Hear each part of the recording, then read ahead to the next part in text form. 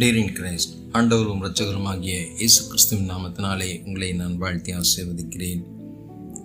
நம் தனிப்பட்ட வாழ்க்கையிலும் குடும்ப வாழ்க்கையிலும் ஆவிக்குரிய வாழ்க்கையிலும் ஊழியத்திலும் வெற்றி பெற வேண்டுமென்றால் எப்படி ஜெபிக்க வேண்டும் என்பதை கற்றுக்கொள்வோமேயானால் கண்டிப்பாக நம் வாழ்க்கையில் ஆசீர்வாதத்தை தேவன் கொடுக்க சுத்தமுள்ளவராய் இருக்கிறார்.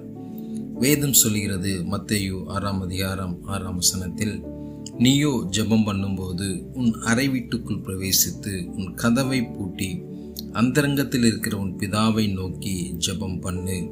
அப்பொழுது அந்தரங்கத்தில் பார்க்கிற உன் பிதா வெளியரங்கமாய் உனக்கு பலன் அளிப்பார் என்று கர்த்தர் சொல்லி கொடுத்திருக்கிறார். நாம் ஜெபம் என்பது அது வெளிப்படையாக இல்லாதபடி எல்லாரும் பார்க்க வேண்டும், எல்லாருக்கும் தெரிய வேண்டும் என்று நாம் வாய்மாலமாய் ஜெபிக்காதபடி நம் அறைக்குள் புகுந்து கதவை பூட்டி தேவனோடு கூட மட்டும் நாம் சம்பாஷித்து தேவனோடு கூட மட்டும் நம் ஜெபங்களை ஏறெடுப்போமே ஆனால் கண்டிப்பாக அந்த ஜெபத்திற்கு கண்டிப்பாக தேவன் பதில் கொடுப்பார். அதுதான் வசனமும் சொல்கிறது. கர்த்தருடைய கண்கள் நீதிமான்கள் மேல் நோக்கமாயிருக்கிறது, அவருடைய செவிகள் அவர்கள் கூப்பிடுதலுக்கு திறந்திருக்கிறது என்று வேதம் சொல்கிறது.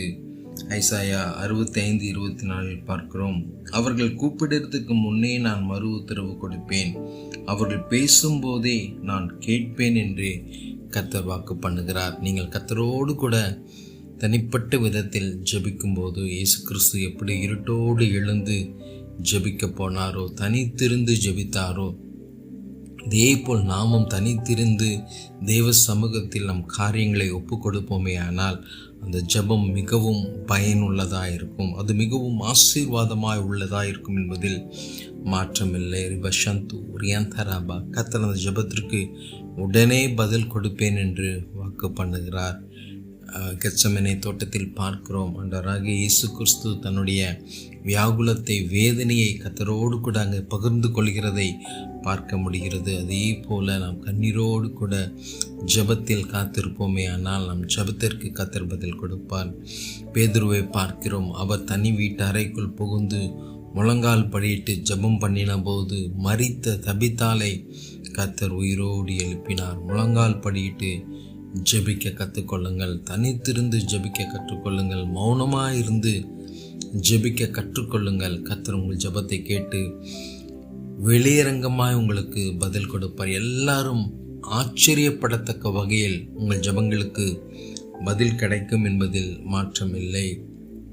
யாக்கோபை குறித்து நாம் பார்க்கும்போது இரு பரிவாரங்களோடு அவர் வரும்போது ஏசாவை குறித்துதான கலக்கம் என்ன ஆகுமோ என்று அவன் பயந்திருந்த சமயத்தில் ஆதியாகமம் 32 24 29 உள்ள வசனங்களை சொல்கிறது.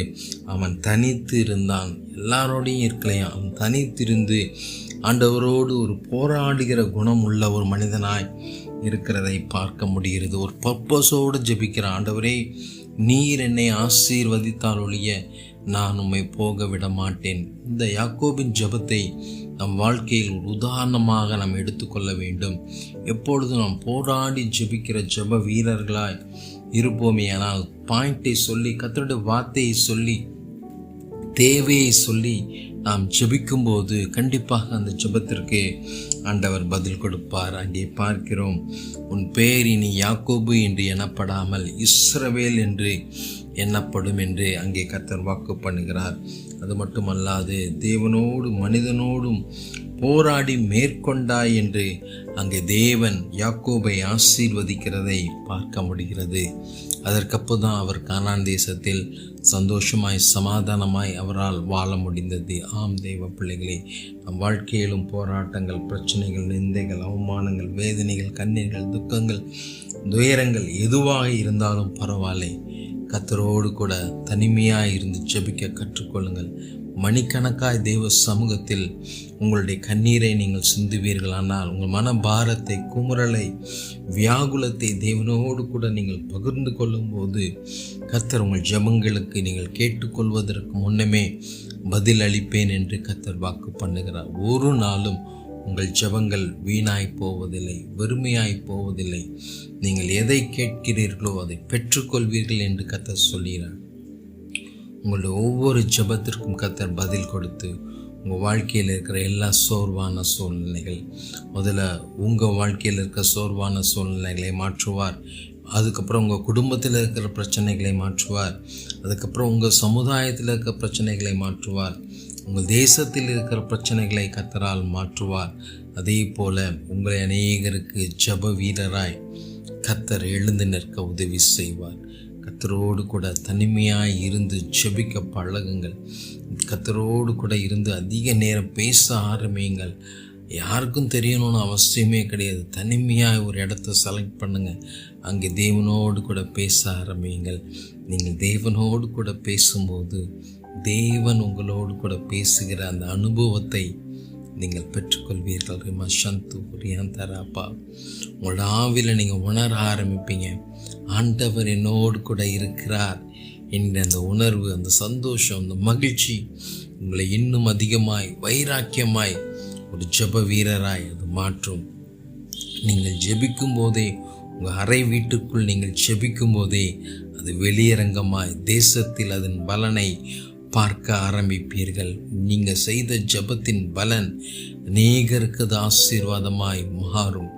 ஒவ்வொரு ஜெப குறிப்புகளையும் எடுத்து தேசத்தை குறித்து ஒரு ஜெப குறிப்பை எடுங்க. உங்களை ஆளுகிறவர்களை குறித்து ஒரு ஜெப குறிப்பை எடுங்க. உங்கள் சபையை குறித்து ஒரு ஜெப குறிப்பை எடுங்க. உங்கள் ஆவிக்குரிய வாழ்க்கையில் இருக்கிற பலவீனங்கள், சோர்வுகள், இவைகளை குறித்து ஒரு நோட்ஸை எடுத்து நீங்கள் கர்த்தரிடத்தில் அதற்காய் நீங்கள் மன்றாடுவீர்களானால், போராடுவீர்களானால் கண்டிப்பாக கர்த்தர் சொல்வாரே, நான் உனக்கு சொன்னதை செய்யும் அளவும் உன்னை கைவிடுவதில்லை என்று யாக்கோபுக்கு சொன்ன அதே வார்த்தையை கர்த்தர் உங்களோடு கூட பேசுவார். நான் உங்களுக்காக ஜெபிக்க விரும்புகிறேன். தனிப்பட்ட முறையில் அரிமா சந்து ரியாந்தராப்பா, ஒவ்வொரு பிள்ளைகளும் இதை கேட்டுக்கொண்டிருக்கிற ஒவ்வொரு தேவ பிள்ளைகளும் அப்பா குழுவாய் இணைந்து ஜெபிப்பதை காட்டிலும் தனிப்பட்ட முறையில் ஜெப வாழ்க்கையில் அப்பா எழும்ப கர்த்தரோடு கூட மணிக்கணக்காய் பேச ஒரு ஜெப ஆவியை கர்த்தரப்பா பிள்ளைகள் மேலே ஊற்றுவதற்காய் நன்றி. இதை கேட்டுக்கொண்டிருக்கிற சகோதரியே, உங்கள் மேலே ஒரு அபிஷேகம் இறங்குறத நான் பார்க்குறேன். மணிக்கணக்காய் தேவ சமூகத்தில் பாரங்களை, தேசத்தில் நடக்கும் அவலங்களை குறித்து பேச ஸ்தோத்திரம் ரிபா சந்தோ ரிஹந்தரப்பா திறப்பில் நின்று ஜெபிக்க ஒருவனையும் காணேன் என்று கர்த்தர் சொல்கிறார். ஆண்டவரே, என்னை பயன்படுத்தும், நான் இருக்கிறேன்ப்பா, எனக்கு உதவி செய்யுங்க, எனக்கு ஜெப ஆவியை கொடுங்க, ஜெபத்தில் நான் உறுதியாய் தரித்திருக்கு தொடர்ந்து ஜெபம் பண்ண எனக்கு ஜெப ஆவியை ஊற்றுங்கன்னு சொல்லி ஆண்டவரத்தில் மன்றாடி கொண்டிருக்கிற ஒவ்வொரு ஜெப பிள்ளைகள் மீதும், ஒவ்வொரு தேவ பிள்ளைகள் மீதும் தேவனுடைய ஆவி ஊற்றப்படுவதற்காய் நன்றி நன்றி நன்றிப்பா. ரீஷந்தா ரிஹந்தராபா, கர்த்தர் என்னோடு கூட பேசியிருக்கிறார், என்னை அபிஷேகித்திருக்கிறார் என்று நீங்கள் வாஞ்சிப்பீர்களானால் கண்டிப்பாக உங்கள் வாழ்க்கையில் இன்றிலிருந்து உங்கள் ஜெபத்தில் மாற்றங்களை நீங்கள் பார்ப்பீர்கள். ஒரு தனிப்பட்ட ஜெபம் மிகவும் ஒரு இன்ட்ரெஸ்டிங்கான ஒரு அனுபவமாய் மாறுகிறதை உங்களால் உணர முடியும். தொடர்ந்து பிள்ளைகளை ஆசீர்வதிக்கிறேன் இயேசுவின் நாமத்தில் பிதாவே, ஆமேன் ஆமேன் ஆமேன்.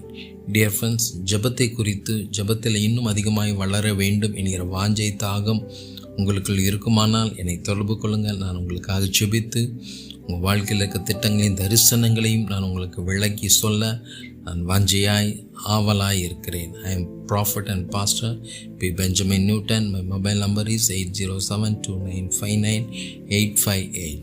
God bless you.